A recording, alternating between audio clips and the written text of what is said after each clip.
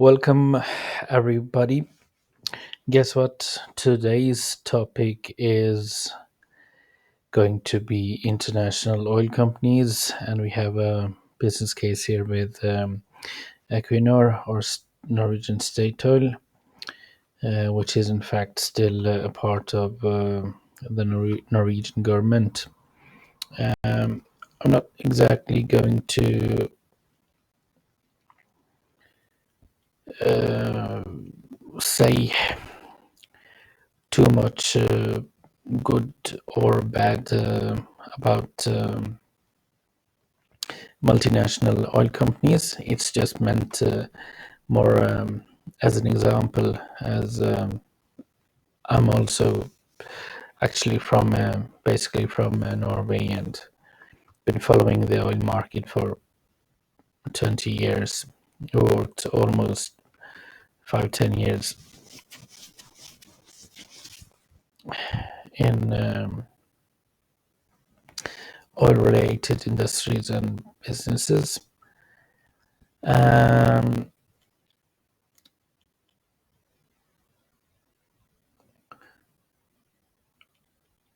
some critics out there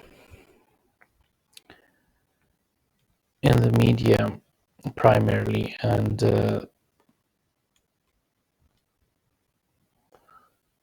was supposed to take up some of the concerns we have with oil companies nowadays. They've had a General Assembly recently. Can start. Let's just start with the remunerations, etc. Um, during the past oil recession from 2013 and 14, which was in fact led by Equinor themselves. Um, I counted that 10 to 20 oil companies, I think they had bonuses or salaries and total remunerations around 100 billion, 100 billion kroner, you can say 10 over $10 billion. So that's how much top chiefs, bosses, etc., make on not only annual salaries but bonuses, shares, options, probably bonds, etc. Yeah, 15 to 20 million. And here's what the chairman.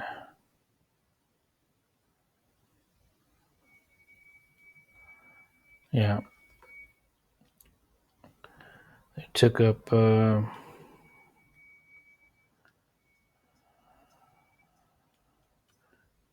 casualties, production efficiency falling, falling oil production while cost is almost the same. Not reach the goals, and inability to pay out to shareholders, yields, and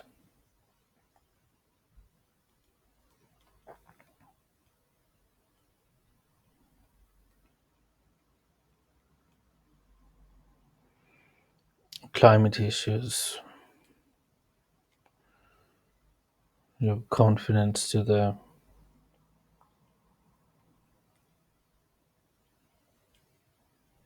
management, 71% no.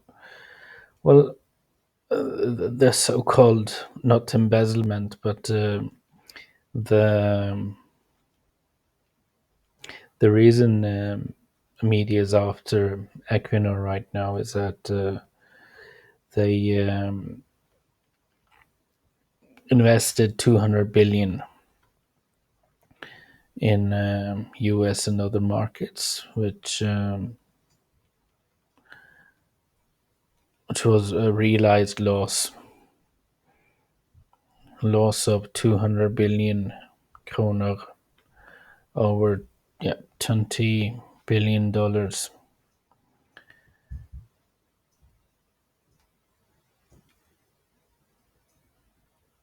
So that was it, and let's see what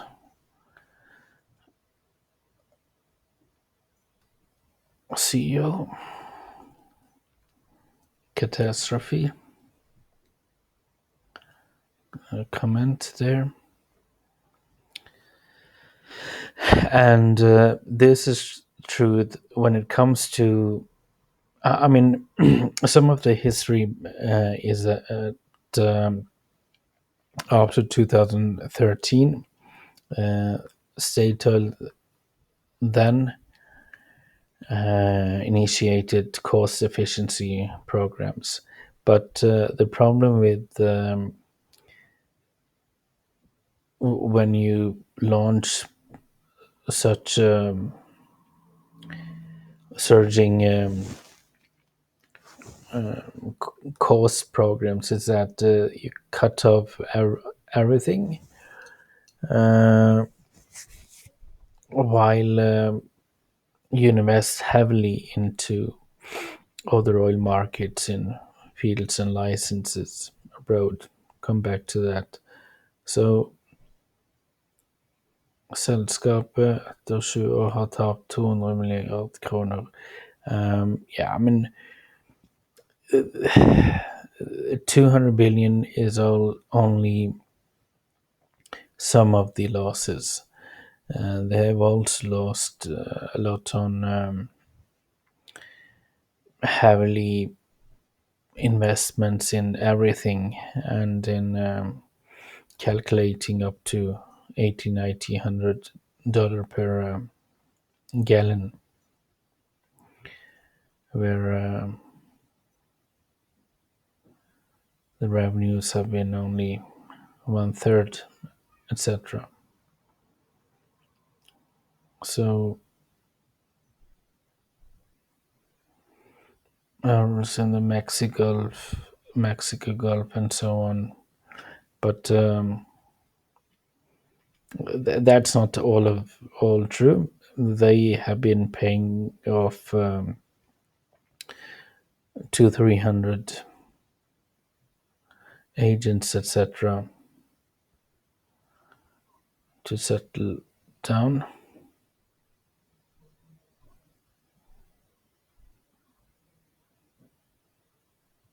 Highly investments in US.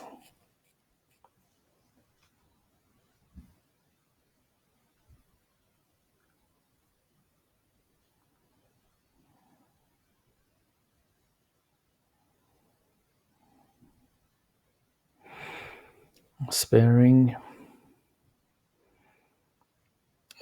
What is again very dangerous with oil companies is that when they really go in for cutting cost, they lay down everything and leave 50 to 100,000 families unemployed.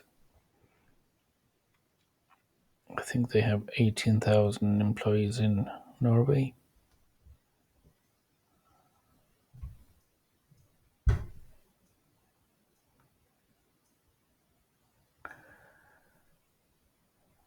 Concealed investments.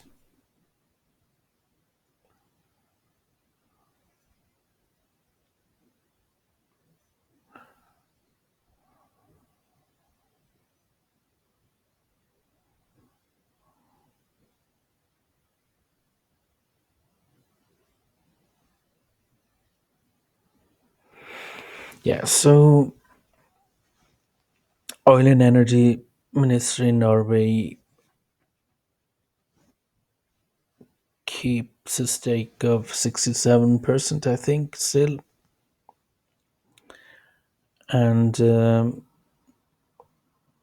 The question here is that isn't it yeah, a time for everything that Norwegian government, boards, the owners demand and require more openness and increased basically control measures with the national values. What they mean by that is that shouldn't they invest more in Norway, right?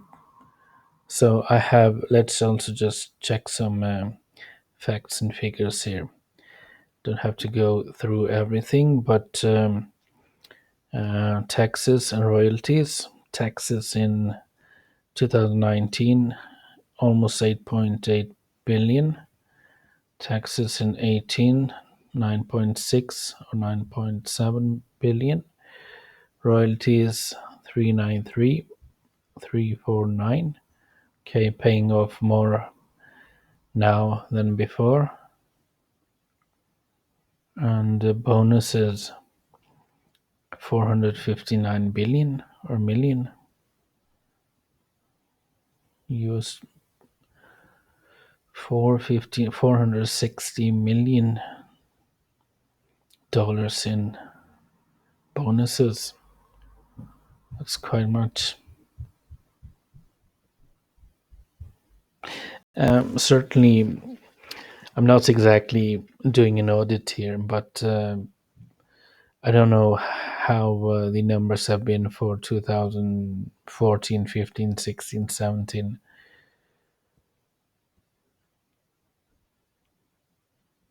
Though, but total value now 11.6, 1344 year ahead. Projects or government payments.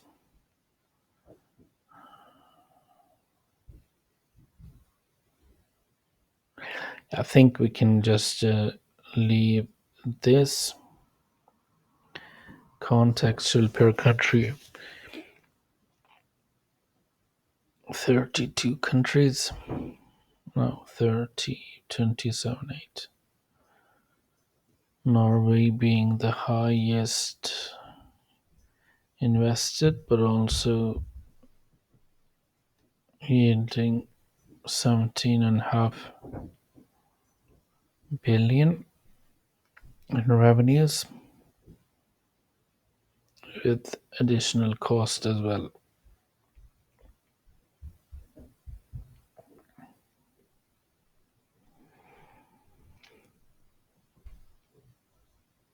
And something I was curious about, is it necessary with all these companies? What do they need all them for? I think it's 3, 6, 9, 12.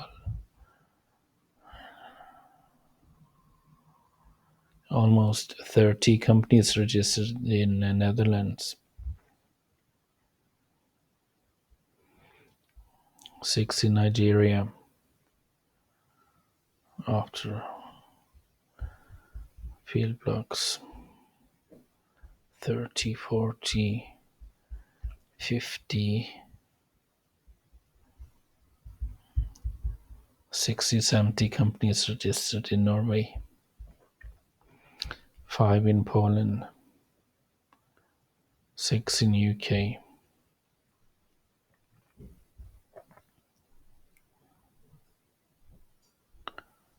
25, 26, 27, 8 companies registered in North America, USA.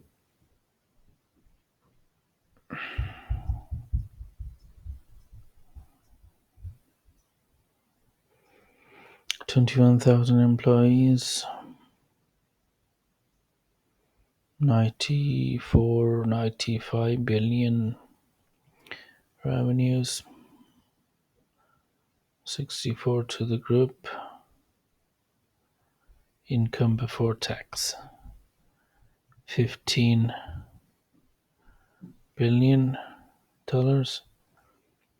So that, in other words, they could just skip operations in some sites and countries to avoid all that taxation. Yeah, 8.67 income tax expenses on the half, more than the half retained earnings, 30 billion. Yeah, okay. Some advisory out of this. My point with this today is to, in fact, shout out and warn that enough is enough. I'm not after Equinor or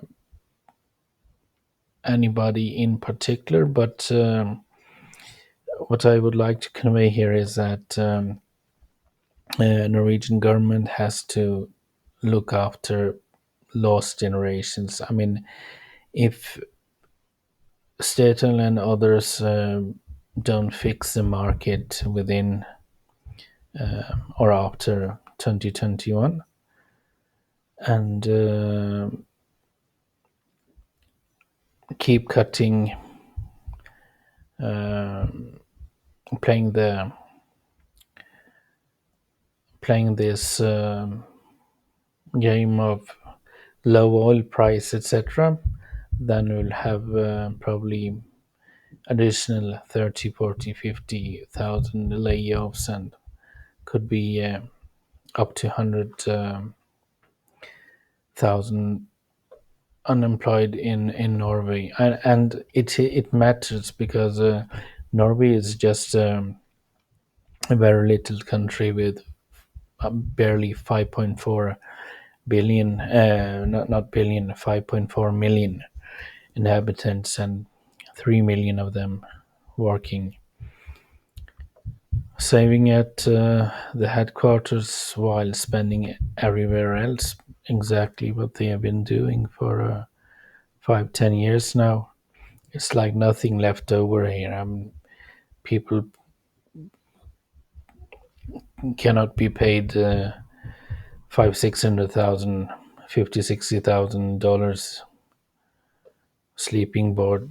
I mean, what measures are government stakeholders, owners having and taking? Shouldn't they control the company a bit more?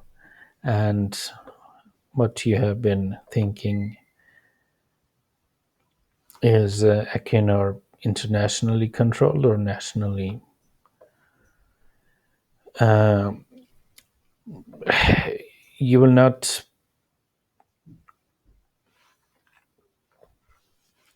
understand all of it, but try to keep in mind that $30 per barrel was said to be better off with the cost efficiency program, so that everything around $30 is beneficial. Why are oil companies shivering at $30? I don't think they should.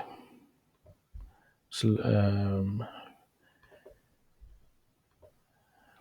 the national Norges Bank, international management, or the oil fund shouldn't place billions in depreciating oil companies. What I think there is that obviously many of those shelf companies in especially America can be almost worthless in coming 5-10 years. Be careful about what you do. Don't overpay for something which is underpaid. later. And should be looking for a genuine roadmap for national caretaking and inclusiveness. Okay, so far in 2020, Norway and other central banks have been earning a lot on the oil capital, but that will definitely not last. So keep more, uh, keep an eye on this, and where do the international oil companies want to be in the next 10 years? That should be also very clear now. Where are you before 2030? What are mid goals, strategies around that, etc.? And just to help the oil businesses a bit here, my suggestion is that if oil companies or oil producing and exploration companies pay 70, what was that, 75, 78% tax right now, I think that should be decreased to 70% probably. But with the demand for a better commitment towards national uh, agendas and issues of concern, they need to improve their procurement system, find a balance there, open up for more stakeholders, and also the supply chain system. I mean, you cannot just be a pyramid of bricks where everyone is going to be under you and follow your steps. I mean, they do in national terms in Norway, but that's why also companies will suffer when they dragged out of the nation. You will be pulled off, and inclusiveness in every step taken. I see that in Norway, it's like some corruption, but there are oil cartels without anyone understanding what's happening. And then full of nepotism, board members, politicians coming in and out of boards from the early phase of becoming a member of parliament to board member and board or chairman, deputy chairman, and then company directors without, in fact, sufficient qualifications, while people with competency and education always face a hard time. And yeah, exactly. 300 companies or 400 companies. I think it's time to re strategize how you want to grow and do that certainly with more companies, etc. But